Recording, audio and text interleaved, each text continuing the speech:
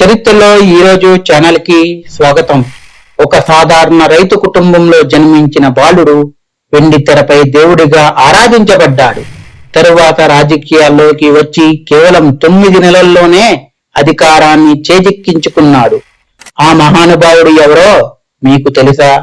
ఆయనే విశ్వవిఖ్యాత నట సార్వభౌముడు అయినటువంటి నందమూరి తారక రామారావు గారు. 1923 మే 28వ తేదీన ఆంధ్రప్రదేశ్లోని నిమ్మకూరులో నందమూరి తారక రామారావు గారు జన్మించారు. చిన్ననాటి నుంచే కష్టపడి చదువుకున్న ఆయన ప్రభుత్వ ఉద్యోగాన్ని వదిలి సినిమా రంగంలోకి అడుగుపెట్టారు. పాతాళ భైరవి, మాయాబజార్, లవకుశ, దానవీర సూరకర్ణ వంటి చిత్రాలలో శ్రీరాముడు, శ్రీకృష్ణుడు, కర్ణుడు వంటి పాత్రలను పోషించి తెలుగు ప్రజల హృదయాల్లో చిరస్థాయిగా నిలిచిపోయారు. ఎంతో మంది ఆయనను నిజంగానే దేవుడిగా భావించి పూజించేవారు. 1982వ సంవత్సరంలో తెలుగు ప్రజల ఆత్మ గౌరవాన్ని కాపాడాలనే ఉద్దేశంతో తెలుగుదేశం పార్టీ టీడీపీని స్థాపించారు.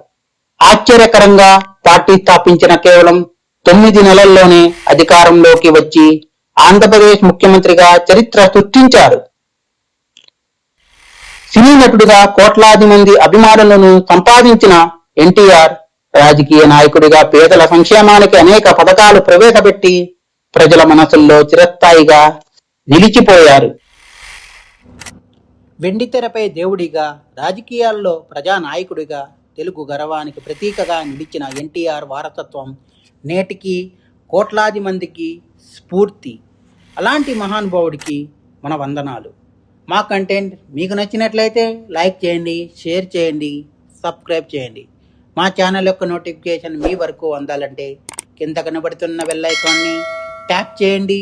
Thank you.